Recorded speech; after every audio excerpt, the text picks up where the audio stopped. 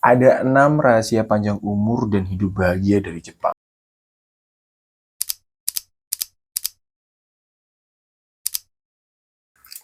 Welcome to my vlog. Jadi gini guys, gue mau share sama lu. Kayak kemarin gue dapet sebuah quote dari sebuah Instagram. Yang namanya Instagram itu dibacain_buku. Quote ini adalah hal yang penting menurut gue. Dan patut untuk di-share. Untuk ini, jadi gue izin ya untuk Instagram dibacain_buku untuk ngebacain dan bawa ini ke vlog gue, dan gue kasih hasil dari kacamata gue, maksudnya kacamata pandangan. Ada 6 rahasia panjang umur dan hidup bahagia dari Jepang. Oke, Jepang itu adalah negara yang orang hidup dari tua-tua, ya, banyak yang tua, banyak yang awet umurnya dan bertahun-tahun. Nah, ini bakal di-share nih. Yang pertama adalah temukan dan ikuti ikigai kamu. Tanyakan pada dirimu 4 pertanyaan ini. Yang pertama, apa yang saya suka? Jadi, lu tanya sama dia terus. Yang pertama gue ulangin, apa yang saya suka? Yang kedua, apa yang saya kuasai? Yang ketiga, apa yang dunia butuhkan dari saya? Yang keempat, untuk apa saya bisa dibayar? Ini menarik dan ini cukup rumit juga. Apa yang saya suka? Saya suka beberapa dunia broadcasting, entertain, menghibur, entertain, terus juga komedi dan lain-lain. Mungkin lu suka bola tuh bukan pencinta bola tuh bukan orang yang suka main bola aja loh. Dia yang tahu dan mengikuti sebuah klub ataupun sebuah teknik, bisa jadi pengajar, bisa dan misalkan lu cuma tahu kayak informasi soal bola tuh, malah justru lu tertarik dengan hal itu tanpa lu bisa main bola, lu bisa bikin dan create itu menjadi sebuah konten. Dan menurut gue itu menarik. Apa yang saya kuasai? Yang gue kuasai editing, terus juga beberapa angle-angle teknik kamera. Editing juga nggak terlalu bisa-bisa banget sih, tapi bakal gue dalemin sih. Terus apa yang dunia butuhkan dari saya? Ini yang gue belum ketemu. Terus untuk apa saya dibayar? Ini juga yang gue belum ketemu. Kayaknya gue butuh waktu untuk merenung sedikit ya. Sambil ngajak kalian juga merenungi, barangkali kalian nonton vlog ini jadi bisa tahu beberapa rahasia sukses umur panjang dan hidup bahagia dari Jepang. Yang kedua, pelan-pelan. Bersemangatlah dalam segala hal yang kamu lakukan. Bentar. Yang kedua adalah pelan-pelan, tapi bersemangatlah dalam segala hal yang kamu lakukan. Bersantailah dan nikmati semua yang kamu lakukan. Nah, rayakan setiap saat, bahkan kesenangan kecil dalam hidup. Kita ke nomor 2 dulu. Bersantailah dan nikmati semua yang kamu lakukan. Ini yang buat gue jadi kayaknya gak akan malas untuk nge-vlog. Walaupun viewsnya kecil, walaupun juga belum begitu impact buat kehidupan gue, sepertinya gue akan menikmati proses ini guys. Gue akan sharing apapun yang gue tahu, gue akan sharing bagaimana perkembangan hidup gue, tentang psikologis gue, cara gue mengatasi masalah yang kayaknya mungkin kalau orang bisa lihat ini dan relate, mereka melakukan hal yang sama gitu. Ya, menikmati semua yang kamu lakukan. Berarti enak ke enak harus dinikmati guys. Jangan kadang kita kan berharap kayak ayo dong cepet selesai dong, ayo dong cepet pulang dong gitu. Ternyata itu salah, bikin kita stres juga. Akhirnya ya bagi benar. Ya, yang ketiga, rayakan setiap saat, bahkan kenangan kecil dalam hidup. Gue pernah saking padatnya apapun kerjaan yang gue pakai, gue kayak akhirnya gue bisa menyelesaikan itu kerjaan yang gue lakukan ya, project yang gue lakukan. after itu gue cuma sesimpel kayak gue pengen minum es teh di sebuah warmindo, gue pasang headset, gue pengen dengerin beberapa lagu yang pengen gue dengerin.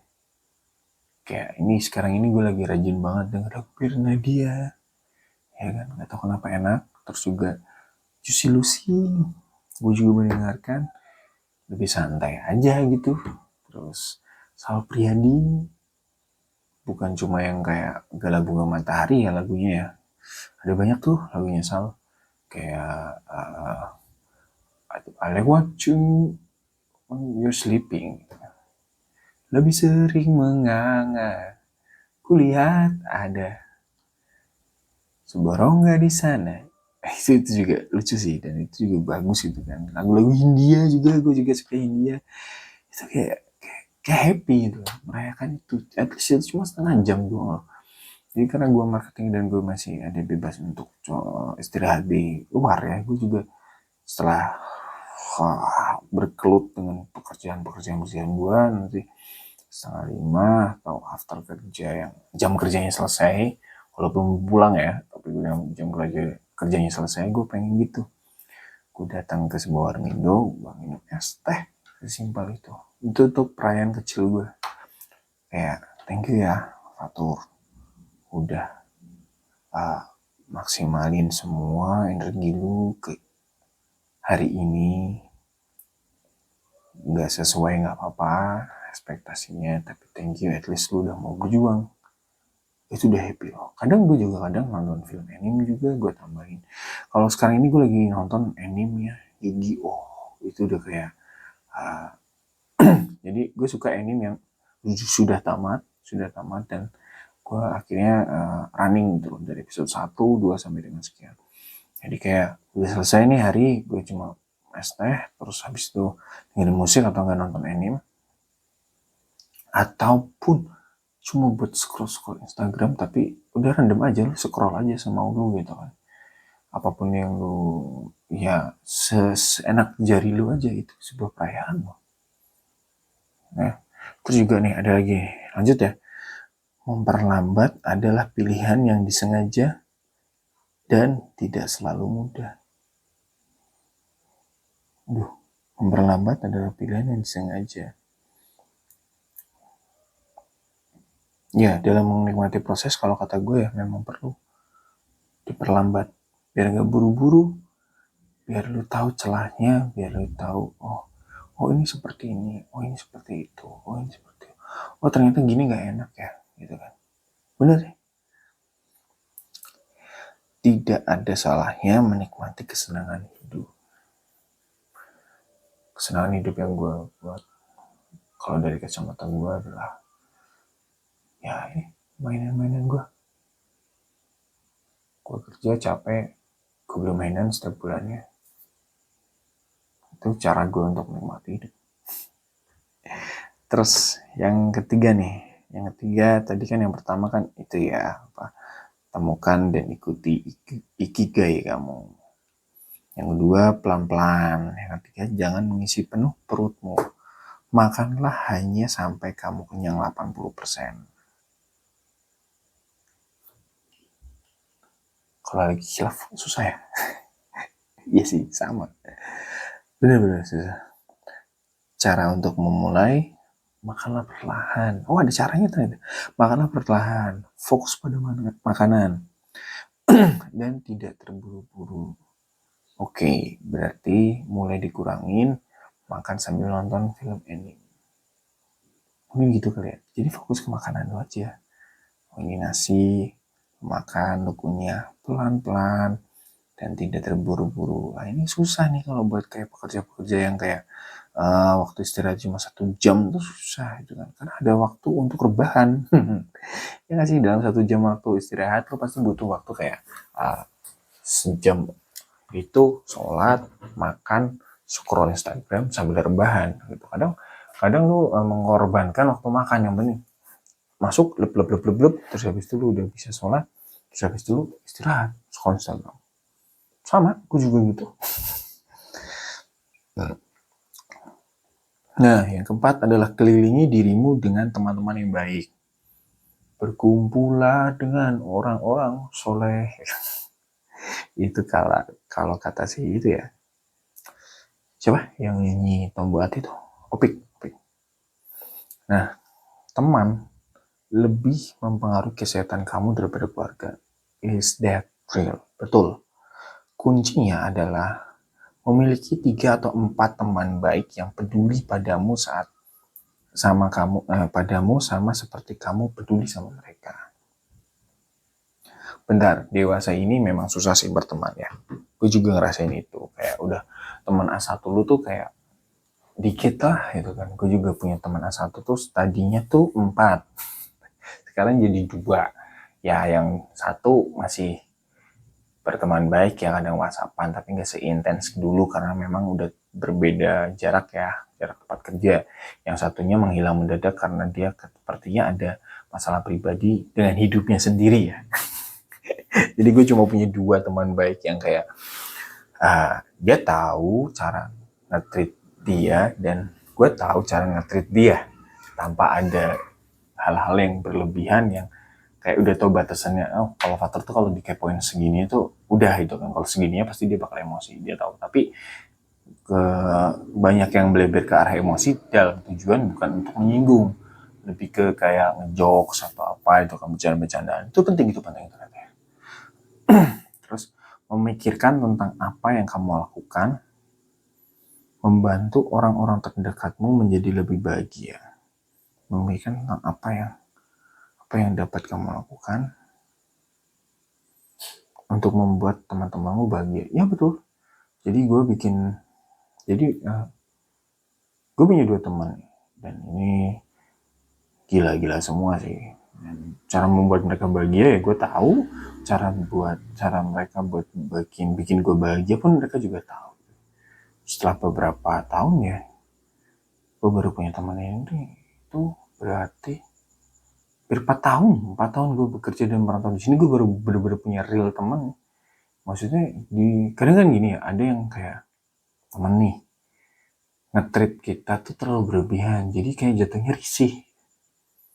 Kayak ibaratnya gue cuma butuh, misalnya gue berangkat hari ini, gue cuma butuh kayak ditanya, lu kenapa, sakit, udah gitu, gak usah pakai tanya, udah ke dokter, lu mau makan apa, lu mau gue kirimin apa, itu terlalu berlebihan. Itu kata gue ya, terlalu berlebihan. Ya udah, biarin gue menenangkan diri dengan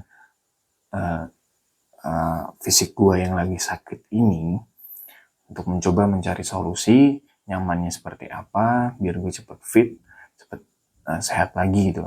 Kalau gue butuh apa-apa, gue akan telepon lu, tenang aja. Tapi sebisa mungkin gue nggak akan merepotkan orang-orang sekitar gue gitu. Terus next ada tersenyumlah. Salah satu rahasia umur panjang adalah tersenyum dan bersenang-senang. Sikap ceria sangat menenangkan. Faktanya dibutuhkan 46 otot untuk mengkerutkan kening dan hanya 17 otot untuk tersenyum. Orang yang tersenyum tampak lebih dapat dipercaya dan dinilai lebih tinggi dalam hal kemurahan hati. Ini susah ya untuk orang-orang yang moodnya berubah kayak gue nih, kayak udah gak nyaman di suatu hal, gue untuk tersenyum susah. Jadi gue akan mengasingkan diri. Mungkin lu juga sama kayak gue lah, gak usah cuma senyum-senyum doang yang ngeliat vlog ini ya. Mungkin lu sama kayak gue lah, mengasingkan diri untuk beristirahat, untuk nge-charge baterai lu. Setelah penuh lu akan kembali lagi. Sama-sama. Cuma dengan tersenyum seperti ini kayaknya ya bagus gitu kan. Bagus memang. Tapi kebanyakan gue lebih suka tersenyum dalam kondisi sendiri. Maksudnya gini, membayangkan hal yang menarik, yang kayak, oh ini tuh gini ya, oh itu gini ya, oh itu gini, gitu-gitu aja. Ya gitulah pokoknya, lu tahu maksud gue lah. Terus berhubungan kembali dengan alam, berkebun, memberi kamu sesuatu untuk dilakukan setiap hari. Kalau untuk perkotaan susah ya untuk berkebun ya. Cuman sekarang kan bisa pakai pot, juga banyak pipa-pipa yang apa ya istilahnya tuh ya, nanam sawi atau apapun yang ada di pipa-pipa itu juga kan sama untuk kembali ke alam ya. Terus berada di dalam, tinggal di dekat dengan alam, atau bahkan melihat alam menghasilkan aliran emosi positif. Jadi kalau misalkan syukur-syukur di rumah lu banyak tanaman, itu bagus katanya. Tapi tanaman-tanaman yang lu suka ya, jangan kayak misalkan lu suka nanam kaktus, ya udah nanam kaktus aja gitu kan. Misalkan itu kan nggak terlalu ribet tuh kayaknya ya gitu kan. Atau lu tato ada lidah mertua di dalam ruangan lu, itu bikin lu nyaman, oke, nggak masalah gitu kan. Dan nggak merepotkan lu untuk setiap pagi ngurus tanaman itu, karena at least lu bekerja kan. Dan mungkin ada waktu 12 jam di luar rumah gitu kan, itu nggak apa-apa, nggak masalah. Menarik sih, menarik. Ya kembali lagi ya, untuk apapun yang dibicarakan di Instagram tadi itu sangat menarik semua, dan itu bisa dipraktekkan, dan itu positif juga kok untuk kita yang stres ya dalam hal pekerjaan. Juga banyak hal-hal yang kayak tersenyum. Mulai hari ini gue bakal lebih sering tersenyum sih daripada pasang muka fokus, bukan cemberut ya, pasang muka fokus. Karena di kepala gue banyak banget hal-hal yang beradu ya, jadinya mungkin outputnya muka gue jadi gak enak ya. Makan pelan-pelan juga ya, mungkin sekarang gue akan lebih fokus ke makanan gue, dan jangan terlalu semua. Jadi dan jangan terlalu kenyang ya. Begah juga ya nggak sih kalau misalkan makan terlalu kenyang, habis itu ngantuk pasti itu. Tapi menarik ya. Mungkin gitu aja ya vlog kali ini. Gue nggak terlalu banyak ngobrol lebar dan nggak terlalu banyak bikin kesimpulan, karena ini bakal gue bawa ke diri gue sendiri. Gue akan merenung tentang pertanyaan pertama ya, soal ikigai itu. Gue juga nggak tahu apa yang beberapa hal pertanyaan yang belum terjawabkan. Ya lumayan lah buat jadi kayak variasi hidup. Ternyata di Jepang seperti itu, dan kita bisa pakai. Mungkin kita bakal cari cara di Swedia atau di Belgia atau di Belanda atau apapun. Mungkin nanti kalau misalkan gue dapet quote-quote baru, gue akan sharing di vlog gue. Oke, mungkin gitu aja. Sampai jumpa dan sampai ketemu lagi di vlog gue selanjutnya. Oh ya, jangan lupa subscribe ya, ataupun share ke teman-teman kalian. Barangkali apa yang gue omongin, apa yang gue alamin di sini bermanfaat, dan ternyata mereka juga lagi mengalami ini dan membutuhkan gitu kan. Omongan-omongan gue yang kayak gini gitu kan. Oke, sampai jumpa lagi. Bye-bye.